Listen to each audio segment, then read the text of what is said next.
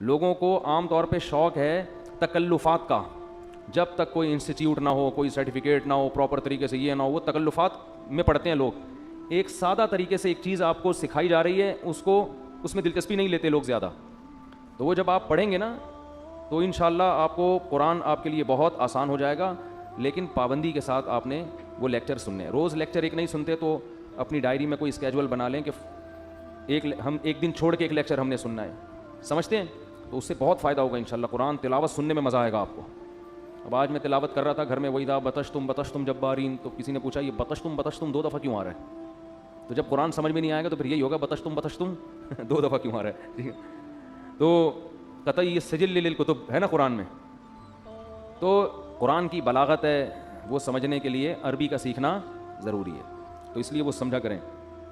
تو جب بھی آپ کو کوئی پریشانی ہو, آج انسان جب قرآن پڑھتا ہے اور سمجھتا بھی ہے, جب سمجھ میں ہی نہیں آئے گا تو کہاں سے ٹینشن دور ہوگی؟ بغیر سمجھے پڑھنے کی بھی اپنی برکتیں ہوتی ہیں. پڑھنا چاہیے, روزانہ تلاوت کا معمول بنانا چاہیے.